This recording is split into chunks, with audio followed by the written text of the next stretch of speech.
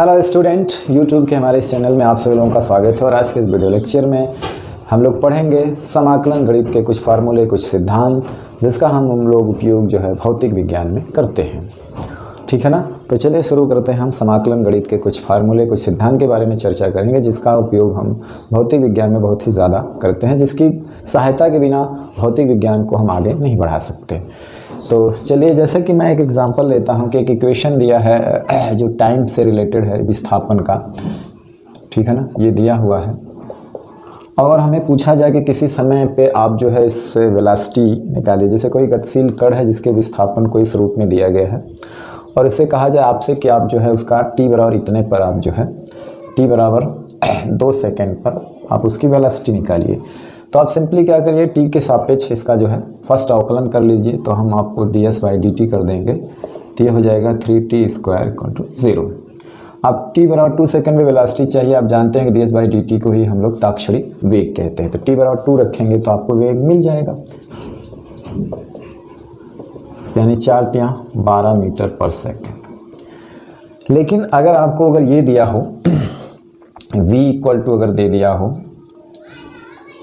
ये दे दिया हो, और इस इक्वेशन से आपसे पूछा जाए कि भाई आप जो है विस्थापन कैलकुलेट करिए, तो आपके पास कोई रास्ता नहीं, कोई सूत्र नहीं, कोई फार्मूला नहीं।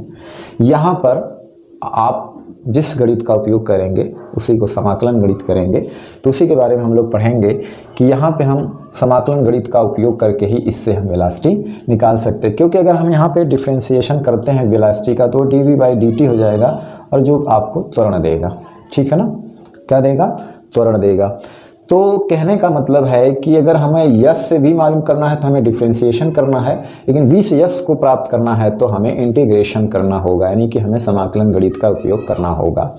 तो समाकलन गणित जो है वो अवकलन गणित की व्युत्क्रम होती है। समाकलन गणित क्या? समाकलन जो है अवकलन के व्युत्क्रम को समाकलन कहते हैं, यानी अवकलन के व्युत्क्रम को समाकलन कहते हैं, समाकलन कहते हैं। यानी कि बिल्कुल रिवर्स प्रोसेस है। समाकलन क्या है? बिल्कुल रिवर्स प्रोसेस है अवकलन का। अवकलन का बिल्कुल रिवर्स प्रोसेस है, यानी उल्टी प्रक्रिया है, जिसको हम लोग समाकलन कहते हैं। ठीक है ना। जैसे हम यस का फर्स्ट अवकलन करें तो हमें वेलोसिटी मिलता है, वेग का फर्स्ट अवकलन करें तो हमें त्वरण मिलता है। लेकिन जब हम जैसे उल्टे चलते हैं, यानी कि हमें इसका उल्टी प्रक्रिया हम चलते हैं, तो इसका इंटीग्रेशन करते हैं तो हमें वेलोसिटी मिलती है। ठीक है ना। और अगर इसका इंटीग्रेशन करते हैं तो हमें विस्थापन मिलता है। ठीक है ना।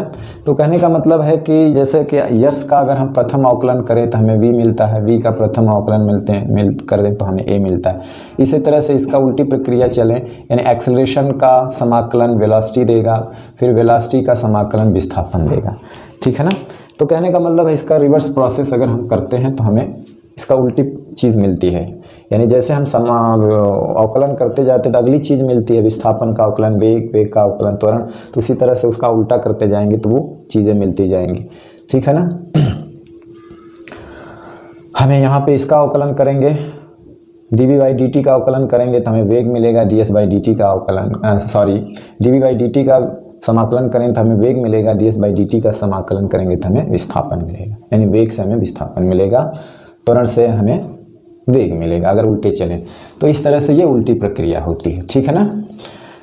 तो समाकलन अवकलन के व्युत्क्रम को समाकलन कहते हैं। चलिए एक चीज़ और यहाँ पे देखते हैं कि समाकलन से और क्या चीज़ें मिलता है। जैसे कि हम लोगों ने अभी अवकलन गणित में पढ़ा है कि अवकलन यानी कि जो होता है, अगर हम y versus x versus y का ग्राफ का अगर हम फर्स्ट डिफरेंशियल करें तो वो हमें, यानी कि प्रथम अवकलन हमें क्या देता था? ढाल देता था, ढाल। यानी कि एस टी ग्राफ में देखें, अगर टाइम वर्सेस विस्थापन के बीच अगर ग्राफ खींचें और उस ग्राफ का हमें फर्स्ट अवकलन अगर हम देखें तो हमें क्या मिलता था? ढाल मिलता था। ds/dt क्या है? ढाल है। dv/dt क्या है? स्लोप है। ds/dt वेग, और dv/dt क्या करता है? त्वरण देता है। तो एस टी ग्राफ का ढाल हो गया ds/dt, और वी टी ग्राफ का ढाल हो गया dv/dt, जो त्वरण देता है। तो उसी तरह से y वर्सेस x या x वर्सेस y के बीच की जो एरिया होती है, एरिया वो समाकलन से मिलती है। किससे? समाकलन से मिलती है। आइए देखते हैं कैसे। जैसे मान लीजिए एक ग्राफ है, ये एक्स एक्सिस है और ये वाई एक्सिस है, यानी कि वाई वर्सेस एक्स के बीच अगर हम ग्राफ खींचे, सपोज करिए कि इस तरह का ग्राफ होता है, तो इस ग्राफ के नीचे के घिरे हुए एरिया को हम आसानी से कैलकुलेट कर सकते हैं। उसी तरह से अगर इस तरह का ग्राफ अगर इनके बीच आता है तो भी हम इनसे अंडर के इसके नीचे की एरिया को आसानी से कैलकुलेट कर सकते हैं। लेकिन वाई वर्सेस एक्स के ग्राफ कुछ ऐसा अगर आ जाए, यानी कि कुछ ग्राफ जो है वक्रकार आ जाए कुछ इस तरह से, ठीक, तो कोई गणित इसको जो है, कोई तरीका नहीं है उस तरह से कि हम जो है मैथ में, अन्य मैथ में कोई तरीका नहीं जिससे इसके अंडर के यानी इसके नीचे की एरिया को कैलकुलेट कर सकें, ठीक है ना। तब हम इसके लिए किसका उपयोग करते हैं, समाकलन का। तो ये समझते हैं कैसे समाकलन का उपयोग करते हैं। देखिए यहाँ पे ये x वर्सेस y के बीच है, ये यहाँ पे तक दूरी है y है और यहाँ तक क्या है x है। अब इसके कैलकुलेशन के लिए अब सीधा सीधा होता, ये ग्राफ सीधा सीधा होता तो हम एरिया समकोण त्रिभुज के एरिया लगा देते, लेकिन ये सीधा सीधा नहीं है, वक्राकार। तो इसके लिए हम क्या करते हैं, पहले एक छोटी सी स्ट्रिप काटते हैं, इसमें से इस तरह का लेते हैं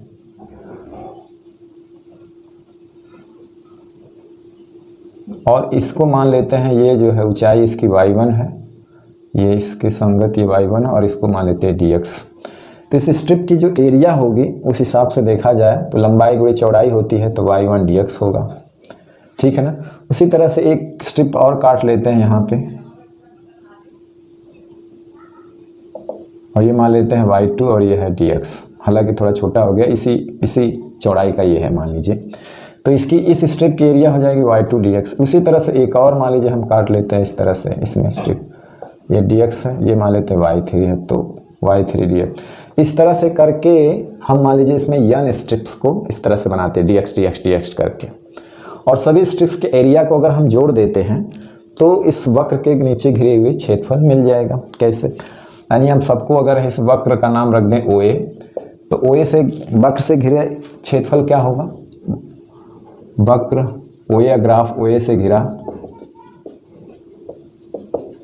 क्षेत्रफल, तो हो जाए, सबको क्या करेंगे आपस में जोड़ देंगे, यानी कि y1 dx, y2 dx, y3 dx, y4 dx, ऐसे करते करते करते आगे जो है मान लीजिए इसमें n स्ट्रिप है तो yn dx। इसको शार्ट में लिखते हैं तो एक इसको क्या करते हैं, एक अक्षर का उपयोग करते हैं सिग्मा समेशन, जिसका मतलब होता है जोड़। तो हम यहाँ पे n बराबर 1 करके कहाँ तक ले जाते हैं, n बराबर n तक, और इसको लिख सकते हैं yn dx। ये एक तरीका होता है जिससे हम इसके नीचे का घिरा हुआ क्षेत्रफल निकाल सकते हैं। लेकिन यहाँ पे एक प्रॉब्लम ये होती है कि इससे जो है इस वक्र के नीचे के घिरा हुआ क्षेत्रफल कंप्लीट नहीं निकल पाता है। कैसे, जैसे कुछ पोर्शन इसमें क्या होता है छूट जाता है। छूट कैसे जाता है, जैसे अब यही वाला ले लीजिए, तो यहाँ तक ये वाला पोर्शन तो हमें सीधा सीधा एक रेक्टेंगुलर देता, आयत देता है, लेकिन ये वाला पोर्शन छूट जाता है। उसी तरह से इसमें देखिए, यहाँ तक एक आयत बनता है लेकिन ये थोड़ा सा पोर्शन छूट जाता है। यहाँ तक ये आयत बनता है लेकिन थोड़ा सा पोर्शन कुछ इस तरह से होता है, वो छूट जाता है, यानी ऐसे ये वाला पोर्शन, यानी आयत तो यहीं तक बन रहा है, ये dx और ये y1 है एक तरह से, लेकिन ये छोटा सा पोर्शन क्यों छूट जा रहा है। क्यों छूट जा रहा है कि ये जो वक्र है ये सीधा नहीं है बल्कि वक्राकार है। तो इस समस्या का सलूशन जो है वो मिलता है, जिससे उसी को कहते हैं समाकलन। तो इसीलिए इस समस्या का हल ढूंढने के लिए हम लाया गया क्या, समाकलन। और समाकलन का चिन्ह क्या है, कुछ इस तरह से दिखाया जाता है, वक्राकार, एक लाइन ये प्रदर्शित करती है समाकलन, क्योंकि ये देखिए वक्राकार है ना, इसी तरह वक्र टाइप का एक समाकलन प्रयोग किया जाता है। और समाकलन में ये इसे ले लिया जाता है, मतलब ये y है और ये x, यानी कि y dx, इसे y और dx, और ये देता है क्या, क्षेत्रफल। और यहाँ पर हमें कहाँ से कहाँ तक की एरिया चाहिए तो उसकी लिमिट लगा दें। जैसे हमें यहाँ से, तो यहाँ x बराबर को हमने 0 मान लेते हैं, और ये अगर मान लीजिए यहाँ पे हम लेते हैं कि x बराबर x1, तो यहाँ पे x बराबर x1 मान लेते हैं। अगर हमें मान लीजिए कि यहाँ तक की चाहिए एरिया ग्राफ के यहाँ तक, तो ये वाले पोर्शन को अगर मान लीजिए हम x बराबर x2 मान लेते हैं, और ये x बराबर 0 है, तो यहाँ पे हम x बराबर 0 से लेके x बराबर x2 लगा सकते हैं। तो हमें जहाँ जहाँ की एरिया चाहिए वहाँ की हम लिमिट लगा देंगे। तो इसे बोलते हैं लोअर लिमिट, और ऊपर वाले को बोलते हैं अपर लिमिट, ठीक है ना। लोअर लिमिट, अपर लिमिट, निम्न सीमा उच्च सीमा, यानी किसके बीच हमें उसको इंटीग्रेट करना है। तो यहाँ से एक चीज़ समझ में आया कि y वर्सेस x के ग्राफ की एरिया इंटीग्रेशन से मिलती है, इंटीग्रेशन से y वर्सेस x ग्राफ के नीचे की एरिया जो है वो इंटीग्रेशन जो है वो एरिया देता है, और उसी ग्राफ का अगर हमें अवकलन चाहिए, फर्स्ट अवकलन चाहिए, तो वो स्लोप देता है। स्लोप हमें डिफरेंशिएशन से मिलता है और एरिया हमें इंटीग्रेशन से मिलेगा, एरिया हमें इंटीग्रेशन से मिलेगा और स्लोप यानी ढाल हमें डिफरेंशिएशन से मिलता है। ठीक है ना।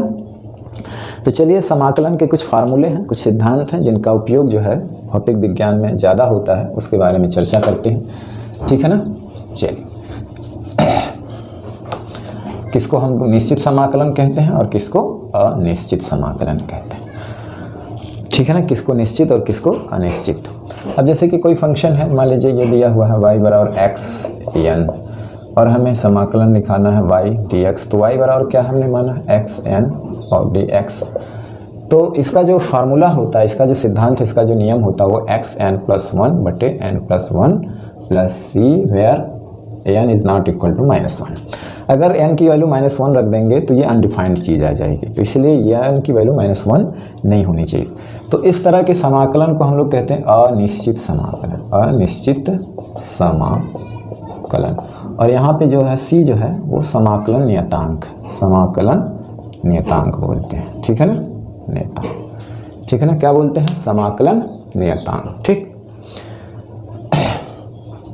अब इसी तरह से जैसे कि अगर हम यहाँ पे एक वो ले लेते हैं जैसे x और dx, तो इसका इंटीग्रेशन करना है x के सापेक्ष, तो क्या हो जाएगा, x की पावर यहाँ 1 है तो 1 + 1 प्लस c, यानी कि क्या हो जाएगा x² बटे 2 प्लस c।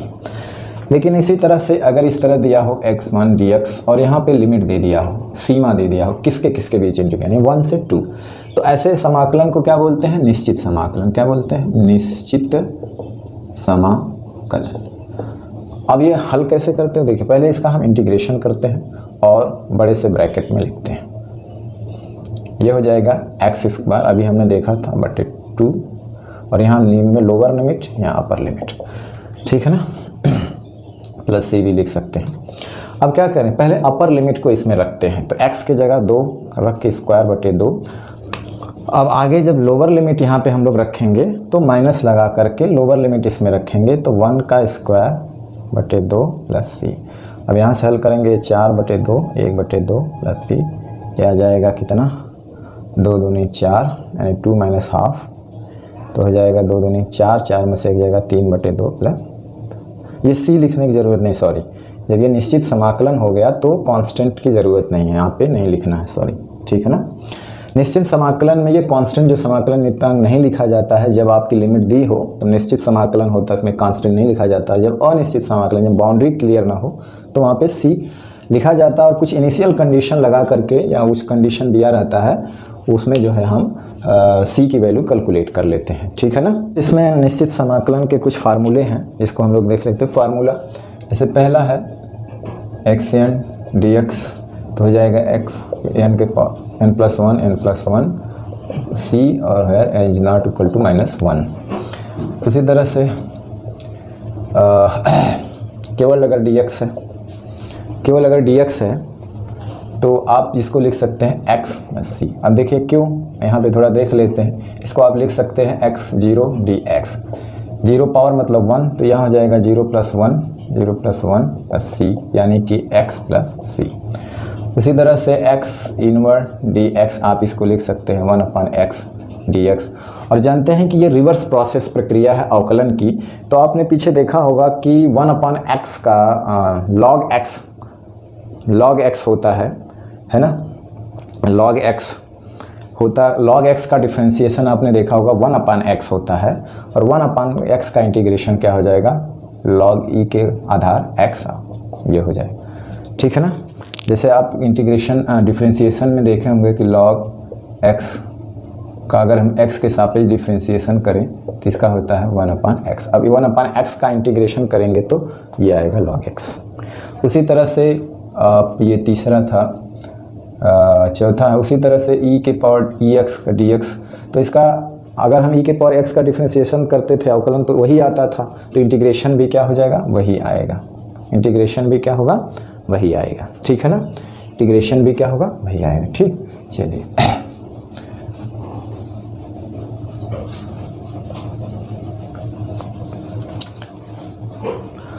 अब जैसे कि मान लीजिए कि इस तरह से है, अगला जो भी है नंबर, अगर मान लीजिए 2dx है, तो जो 2 है वो कांस्टेंट है, तो कांस्टेंट चीज़ क्या होती है, वो बाहर आ जाती है, तो हम इसको इस तरह से लिखते हैं, तो ये क्या हो जाएगा 2x + c, या आप इस तरह से लिख सकते हैं x² dx। तो देखिए ये कांस्टेंट है, इसे इंटीग्रेशन के बाहर रखेंगे, x² dx, ये हो जाएगा 3x³ + c। ठीक, ये यहाँ पे 3 का गुणा होगा प्लस c। ठीक है, तो इसी तरह से जो कांस्टेंट होता है उसे बाहर ले लिया जाता है, इंटीग्रेशन के बाहर ले लिया जाता है। अब हम एक चीज़ बताते हैं, अब बहुत सारे फार्मूले और भी आगे आएंगे, जैसे कि मान लीजिए इसका हो sin x और dx। तो देखिए sin x का जो होता था, डिफ्रेंसिएशन की बात करें तो वो cos x होता था, प्लस cos x होता था, लेकिन अब sin x का इंटीग्रेशन करेंगे तो क्या आ जाएगा, -cos x आ जाएगा, -cos x + c। उसी तरह से इंटीग्रेशन आप cos x का करेंगे तो ये हो जाएगा sin x। ठीक है ना, क्या हो जाएगा, साइन का जो है -cos x हो जाएगा और cos का sin x हो जाएगा। ठीक है ना, उसी तरह से और भी फार्मूले हैं, जैसे अगर आप इसका बात करें तो अब जैसे कि आप डिफ्रेंसिएशन में ये देखे थे कि a⁴x dx, इसका अगर इंटीग्रेशन किया जाए तो क्या होता है, a⁴ax हो जाएगा log आधार a + c। इसी तरह से बहुत सारे इसमें फार्मूले हैं जिनका आगे उपयोग है, उससे हम जो है इसमें ऐड कर देंगे फार्मूला पेपर पे। ठीक है ना, वीडियो में हम ऐड कर देंगे उसको। ठीक है ना, अब चलिए जैसे कि अगर 2 फंक्शन का आपस में मल्टीप्लाई हो तो उसको कैसे इंटीग्रेट करते हैं। 2 फंक्शन का आपस में क्या मल्टीप्लिकेशन हो तो उसको इंटीग्रेट कैसे करते हैं। देखिए डिफ्रेंसिएशन जो होता है हर फंक्शन का हो जाता है, लेकिन इंटीग्रेट कुछ मानक फंक्शन का होता है, फलन का होता है, स्टैंडर्ड। अब जैसे कि मल्टीप्लिकेशन हो 2 फंक्शन का, मान लीजिए जैसे u v, इसे अगर फर्स्ट मानते हैं इसे सेकंड मानते हैं, अगर हमको इंटीग्रेशन करना u v किसके साथ, x के, तो इसमें क्या होता है, इसमें फार्मूला ये होता है कि फर्स्ट फंक्शन को आप बाहर लेते हैं, फर्स्ट फंक्शन को आप क्या करते हैं, बाहर लेते हैं, फिर इंटीग्रेशन करते हैं आप सेकंड फंक्शन का x के सापेक्ष। ठीक, इसके बाद आप माइनस लगाते हैं, फिर इंटीग्रेशन का निशान, फिर जो है पहले फंक्शन का डिफ्रेंसिएशन करते हैं, पहले फंक्शन का डिफ्रेंसिएशन, ठीक, फिर दूसरे का इंटीग्रेशन, फिर होल इंटीग्रेशन। ये फार्मूला होता है। ठीक है ना, ये फर्स्ट इंटीग्रेशन आप सेकेंड, माइनस इंटीग्रेशन फर्स्ट का डिफ्रेंसिएशन, फिर इंटीग्रेशन आप सेकेंड, फिर होल इंटीग्रेशन। ठीक है ना, तो जैसे कि अभी इस पे एग्जांपल लेते हैं और एक ट्रिक बताएंगे। बहुत सारे फंक्शन होते हैं तो किसको फर्स्ट मानेंगे, किसको सेकंड मानेंगे। जैसे कि अगर हमें ये करना x sin x dx, इसका करना है तो हम यहाँ इसको फर्स्ट मानेंगे, इसको सेकंड, और कैसे मानेंगे ट्रिक फार्मूला बताएंगे, ट्रिक बताएंगे कि किसको फर्स्ट पे रखना है, किसको सेकंड पे रखना है। अब देखिए यहाँ पे फर्स्ट पहले लिखेंगे, integration of second, sin x का -cos x होता है। ठीक है ना, हमने cos x लिख लिया, sin x फिर माइनस का निशान लगाया, फिर x का डिफ्रेंसिएशन किया x के सापेक्ष, फिर इंटीग्रेशन sin x dx, फिर होल क्या कर दिया dx। अब ये हो जाएगा x -cos x माइनस ये 1 हो गया, इसका 1 हो जाएगा, मिलेगा sin x का फिर -cos x हो जाएगा और cos x का हो जाएगा dx। भाई इसका क्या होगा -cos x, इसका तो 1 हो गया, तो फिर इसका इंटीग्रेशन है dx के साथ पीछे, तो माइनस माइनस उसको क्या कर देगा प्लस हो जाएगा cos x dx। अब देखिए यहाँ हो जाएगा -x cos x और cos x का होता है प्लस sin x। ठीक है ना, प्लस c, इस तरह से निकाल सकते हैं। अब चलिए जैसे आगे इसको हम ट्रिक क्या है, किस तरह से हम इसको याद रखेंगे कि किसको फर्स्ट फंक्शन मानेंगे, इसमें किसको सेकंड फंक्शन मानेंगे। ठीक है ना, चलिए तो फार्मूला है आपको ये, ठीक, एक अक्षर है उससे हम इसको याद रखेंगे जिसको कहते हैं आइलेट। आइलेट ट्रिक क्या है, आइलेट। अब इसमें देखिए आई से मतलब है इनवर्स फंक्शन, इनवर्स यानी प्रतिलोम फलन, इसको हम प्रतिलोम फलन कहते हैं, जैसे sine inverse x, cos inverse x, tan inverse x, इस तरह के रहेंगे। इसको कहेंगे लॉग फॉर्म, लॉग फॉर्म वाले लॉगरिथम जो होता है लॉग के रूप में जो होगा, इसको कहते हैं अलजेब्राइक फंक्शन होता है अलजेब्रा वाला। जैसे ये log x हो गया, इस तरह का फंक्शन, इसको जैसे x स्क्वायर 1 इस तरह आएगा। t से त्रिकोणमितीय फलन होते हैं, ट्रिग्नोमेट्री होता है, t से ट्रिग्नोमेट्री होता है, त्रिकोणमितीय फलन होता है, जैसे sin x हो गया, cos x हो गया, इस तरह। और e से एक्सपोनेंशियल हो गया, एक्सपोनेंशियल फॉर्म होगा, इसको घातांकी, जैसे e के पावर x, इस तरह का कुछ आएगा। तो जो पहले आएगा उसे फर्स्ट मानेंगे, जो लास्ट में आएगा उसे सेकंड मानेंगे। जो पहले आएगा उसे फर्स्ट मानेंगे, जो बाद में आएगा उसको सेकंड मानेंगे। ठीक है, जो पहले आएगा उसको फर्स्ट मानेंगे और जो बाद में आएगा उसको सेकंड मानेंगे। अब इसी पे एक दो एग्जाम्पल ले लेते हैं, ठीक है ना। चलिए, तो ये याद रखिएगा आइलेट। जैसे एग्जाम्पल क्या है, अगर हमें ये करना है x e के पावर x का dx करना। अब देखिए आइलेट ये याद रखें, आइलेट x क्या है, अलजेब्रा है, और e एक्सपोनेंशियल बाद में आ रहा है, तो फर्स्ट इसको मानेंगे, सेकंड इसको मानेंगे।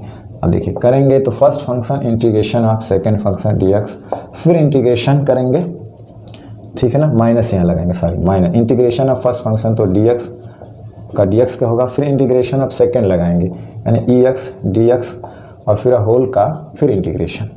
अब देखें यहाँ पे x हो गया, इसका e के पावर x हो गया, माइनस ये तो 1 हो गया, और e के पावर x का फिर ex dx। अब ये हो जाएगा x e के पावर x माइनस, और इसका फिर वही हो जाएगा प्लस c, ठीक है ना। अब जैसे ये हो log e आधार ex हो, जैसे ये, चलिए इसको मिटा दें।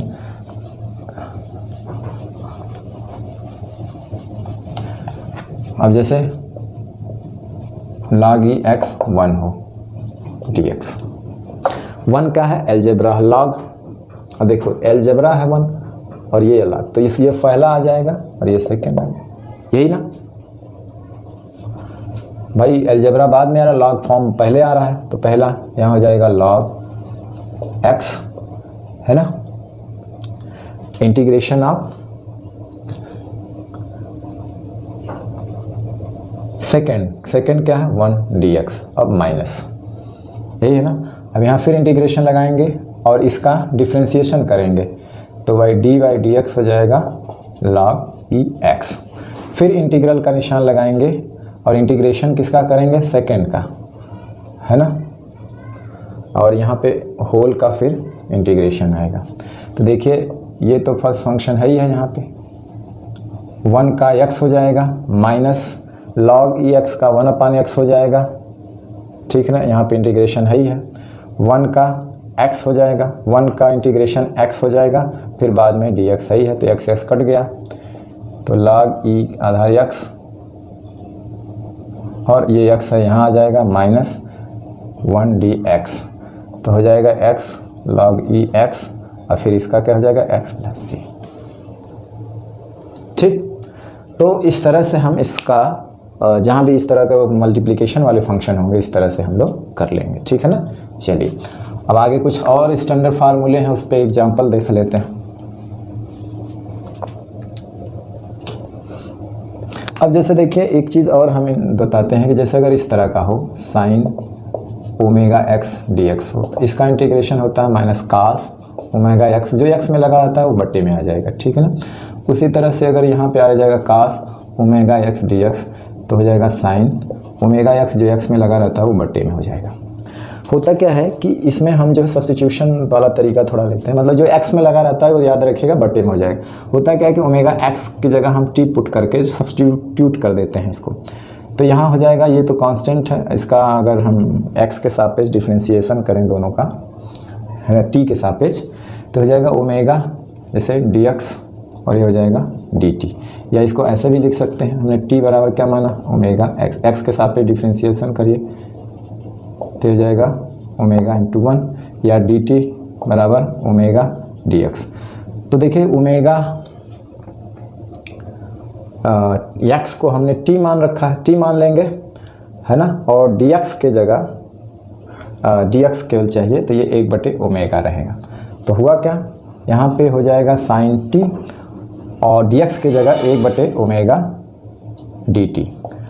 तो हुआ क्या, साइन टी का हो जाएगा माइनस कॉस टी, ठीक है ना, अब बटे ओमेगा है ही है। अब कॉस टी की वैल्यू रख दीजिए, कॉस ये ओमेगा एक्स हो जाएगा अपान ओमेगा है। तो इस तरह से मिलेगा, ठीक है ना।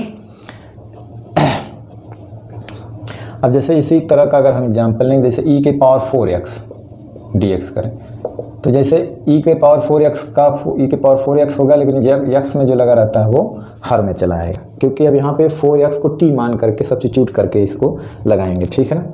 यानी कि जो x में लगा रहता है वो नीचे आ जाएगा, ठीक है ना। अब आप देख सकते हैं 4x को t मान करके भी हल कर सकते हैं यहाँ पे।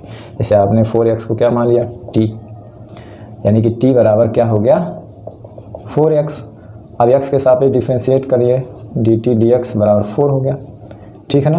तो dt/4 बराबर हो गया dx। तो अब देखिए e के पावर 4x को हमने t माना है और dx के जगह क्या आ जाएगा dt/4। तो 4 बाहर ले लीजिए 1/, e के पावर t dt, तो हो जाएगा 1/4 e के पावर t। तो 1/4 और t हमने माना क्या है 4x और 1/c, ठीक है ना।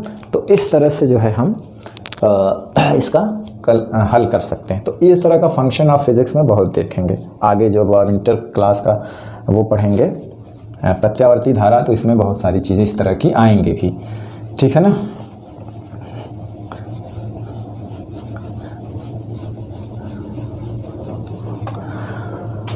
अब जैसे ये है कि आप इस तरह भी एक एग्जाम्पल ले सकते हैं। जैसे आप यहाँ पे लिखा हो cos x² 1 dx, तो cos का प्लस साइन होता है, तो साइन आप लिख सकते हैं x² + 1। अब देखिए इसका डिफ्रेंशिएशन नीचे लिखते हैं, यानी कि इसका डिफ्रेंशिएशन करके नीचे लिखते हैं, यानी कि 2x + 0 3। या आप इसे x² + 1 को t मान करके जिसको हम लोग सब्स्टिट्यूशन मेथड भी कर सकते हैं, t मान सकते हैं इसको। या आप कह सकते हैं कि जो चीज़ cos से लगी होती है उसका डिफ्रेंशिएट हर में रखते हैं। ये दिमाग में रखिए कि यहाँ वाली चीज़ का डिफ्रेंशिएट करेंगे और उसको इसके हर में रखेंगे, ठीक है ना। हमने वहाँ पे क्या किया था, डिफ्रेंशिएट किया था तो हर में रखा था ना। अब जैसे साइन ओमेगा x का dx क्या आया था माइनस cos ओमेगा। अब इसका हम करेंगे x के सापेक्ष, तो ओमेगा आएगा ना तो उसे भाग दे देना, तो वही चीज़ करना, ठीक है ना। इसी तरह से और भी फंक्शन है। अब जैसे इस तरह से है x/1 + x² dx करना है, तो सब्स्टिट्यूशन मेथड ये होता है कि जैसे कि नीचे वाले को हम इक्वल मान लेंगे t के 1 + x², मतलब नीचे का फंक्शन ही इस तरह का दिया रहेगा जिसका हम t का x के सापेक्ष अगर डिफ्रेंशिएट करें तो हमें ऊपर x dx मिल जाए। यानी देखिए अगर x के सापेक्ष इसका करिए अवकलन करिए तो क्या हो जाएगा इसका 0, ये हो जाएगा 2x, ठीक है ना। आप 2 को इधर लेते आइए तो 1/2 dt और x dx। देखिए x dx के जगह हम ये रख देंगे, तो ये हो गया सब्स्टिट्यूशन मेथड, ठीक है ना। अब देखिए x dx के जगह हमने रख दिया dt/2 और इसको क्या माना था 1/, इसको माना था t, तो 1 तो है ही है, इसको माना था t, तो हो जाएगा क्या ये 1/t का हो जाएगा log t और ये हाफ बाहर आ जाएगा, ठीक है ना, ये हो जाएगा। अब आप क्या करेंगे t की वैल्यू रख देंगे, यहाँ पे t हमने माना था ये, ठीक, t की वैल्यू हमने रख दिया, ठीक है ना। इसी तरह से और भी बहुत सारे फंक्शन है मैथ में इसी तरह से, ठीक है। जैसे अगर ये सवाल इस तरह से आता है एक,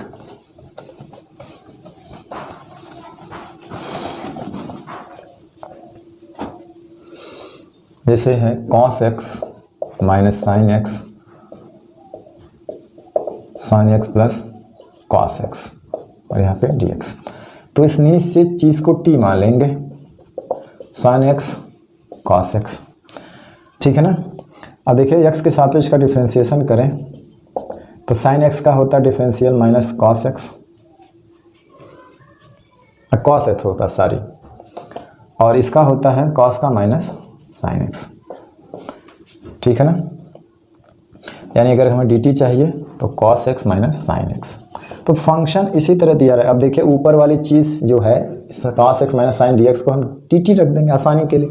तो देखिए फंक्शन इस तरह का दिया रहेगा कि नीचे का आप जो मानेंगे उसका x के सापेक्ष डिफ्रेंशिएट करेंगे तो ऊपर वाली चीज़ हूबहू मिल जानी चाहिए। फंक्शन इस तरह का कुछ डिज़ाइन किया रहता है।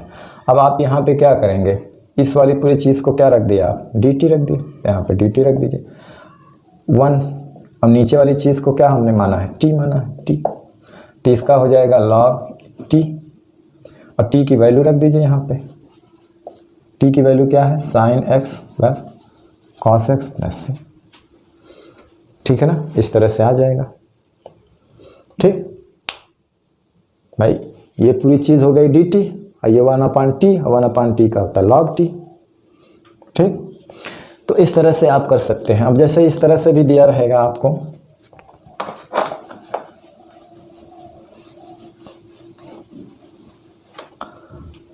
जैसे इस तरह से दिया हो ax प्लस बी के पावर n dx, तो आप क्या लिख सकते हैं, इसको लिख सकते हैं ax के 1 प्लस सी, लेकिन जो इसका डिफ्रेंशिएट करने में जो आता है वो बटे में हो जाता है 1/a। आप इसको t मान के भी कर सकते हैं, या आप इसका डिफरेंशियल करके जो बचता है उसके भाग दे देते हैं, ये आता।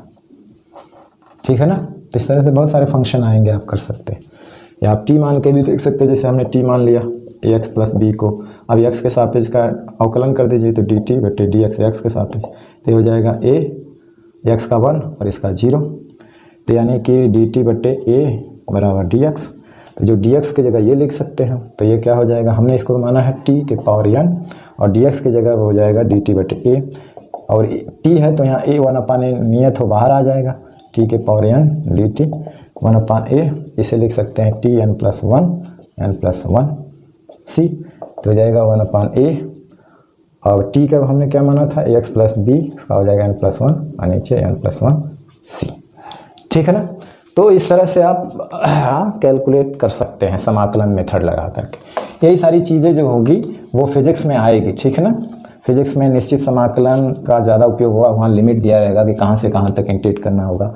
कभी नहीं दिया रहेगा तो कंडीशन दिया रहेगा कि ये कंडीशन रखने पे आप तो नहीं, अगर अनिश्चित समाकलन है तो आप वहाँ समाकलन कांस्टेंट लगा देंगे, तो वहाँ कंडीशन दिया रहेगा सी की वैल्यू कैलकुलेट करने के लिए। ठीक है ना, तो ये सारे जो फार्मूले हैं यही ज़्यादातर उपयोग होते हैं, और बहुत सारे फार्मूले और हैं वो हम जो है इसमें ऐड कर देंगे पोस्टर पे। ठीक है ना, लिख करके कागज़ पे।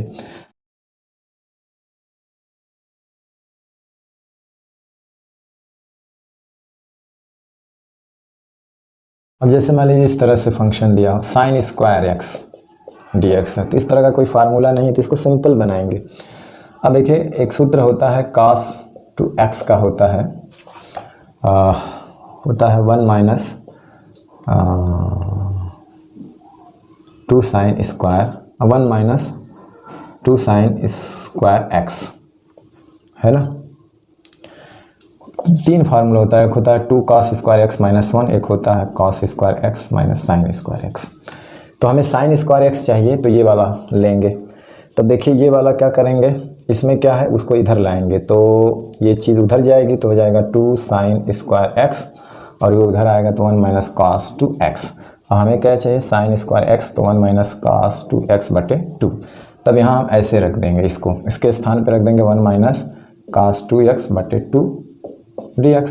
2 बाहर हो जाएगा हाफ, ये हो जाएगा 1 माइनस cos 2x dx। अब इसका अलग अलग, इसका अलग कर सकते हैं। cos 2x का क्या हो जाएगा साइन 2x, और जो x में लगा रहता है बटा हो जाता है। तो उसी तरह से अगर ये इस तरह दिया हो cos स्क्वायर एक्स dx, तो देखिए ये वाला लगाएंगे, ये वाला, तो क्या हो जाएगा 1 उधर जाएगा, तो 1 प्लस cos 2x हो जाएगा 2 cos स्क्वायर एक्स। अब ये 2 यहाँ हो जाएगा, तो ये cos स्क्वायर एक्स, तो इसके स्थान पे हम क्या लिख सकते हैं 1 प्लस cos 2x बटे 2 dx। वह हाफ बाहर चला जाएगा, 1 प्लस cos 2x dx। अब इसका अलग कर लेंगे, और हाफ का सब में गुणा हो जाएगा। ठीक, इस तरह से बहुत सारे फंक्शन हैं। अब तो जो बचे खुचे हैं उनको जो है जैसे जैसे समाकलन गणित का जहाँ जहाँ भी उपयोग होगा, तो साइड में हम उस फार्मूले को, उस विधि को, उस तरीके को बता देंगे। हालांकि हम चाहते तो समाकलन का जहाँ प्रयोग होता है वहाँ साइड में उस फार्मूले को लिख लेते कि कैसे आया, लेकिन इस तरह से दिमाग में आपको एक इमेज बन जाएगी, एक तरीका, एक आइडिया बन जाएगा कि समाकलन का बारे में कि क्या है समाकलन। ठीक है ना, किस तरह इसका इस्तेमाल करते हैं। ठीक है ना, तो चलिए आज का वीडियो लेक्चर अब हम यहीं समाप्त करते हैं। नेक्स्ट वीडियो लेक्चर में फिर आपसे मिलते हैं, तब तक पढ़ते रहिए, तैयारी करते रहिए। All the very best, thank you very much.